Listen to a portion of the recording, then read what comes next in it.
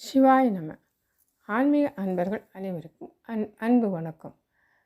நாம் இப்பொழுது சென்ற வாரம் முதல் சண்முக கவசம் பாடலின் விளக்கத்தை பார்த்து கொண்டிருக்கிறோம். அந்த வகையில் இந்த ஆன்மீக பதிவில் இன்று நாம் பார்க்க இருப்பது சண்முக கவசத்தின் 2வது பாடல். முதலில் பாடலை பார்க்கலாம். 2வது பாடல். ஆதியாம் கைலி செல்வன் அணி நெற்றி தன்னை காக்க, தாதவிழ் கடப்பன் தாரான் தானிரு நுதலை காக்க, ஜோதியாம் தணிகை ஈசன் துரிசிலா விழியை காக்க, நாதனாம் கார்த்திகேயன் நாசியை நயந்து காக்க. இதுவே பாடல். இந்த பாடல் பக்தியால் நிறைந்த ஒரு வழிபாட்டு பாடலாகும்.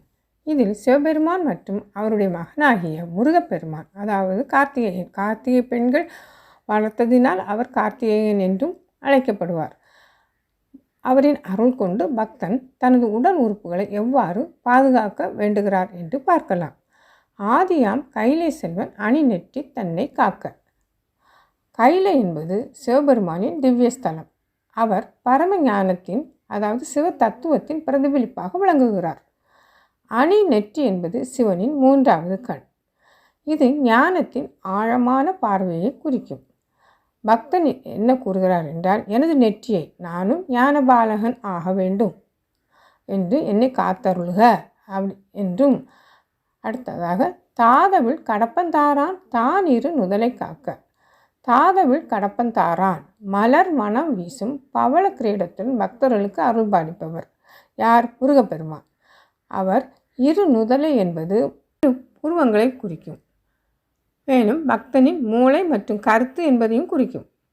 என் இரு நுதலையும், அதாவது ஞானத்தையும் பக்தியையும் காத்தருள வேண்டும் என்று வேண்டுகிறார். அடுத்த வரியில் ஜோதியாம் தணிகை ஈசன் துரிசில்லா விழியை காக்க. ஜோதியிலிருந்து தோன்றியவன் தான் முருகப்பெருமான். அதாவது சிவனின் நெற்றிக்கண்ணிலிருந்து தோன்றியவர் ஜோதியாம்.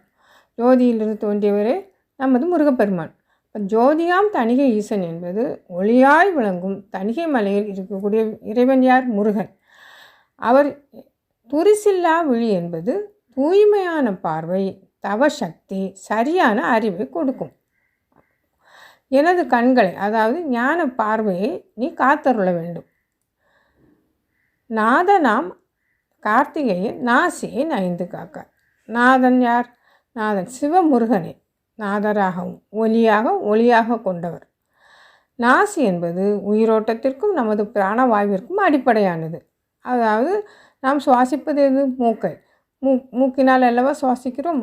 எனது மூக்கை, அதாவது எனது உயிரோட்டத்தையும் வாழ்வின் அடிப்படை சக்தியையும் நீ காத்துள்ள வேண்டும் என்று இந்த பாடலின் மூலமாக பக்தன் தன்னுடைய ஞானம், பக்தி, பார்வை, உயிரோட்டம் ஆகிய அனைத்தையும் தெய்வீக அருளால், அதாவது முருகப்பெருமானின் அருளால், சிவன் மைந்தனின் அருளால் பாதுகாக்கும்படி வேண்டுகிறான்.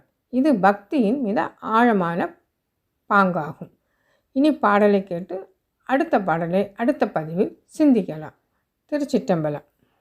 ஆதியாம் கையிலை செல்வன் அணி நெற்றி தன்னை காக்க, தாதவிழ் கடப்பன் தாரான் தானிரு நுதலை காக்க, ஜோதியாம் தணிய ஈசன் துரிசிலா விழியை காக்க, நாதனாம் கார்த்திகேயன் நாசியை நயந்து காக்க,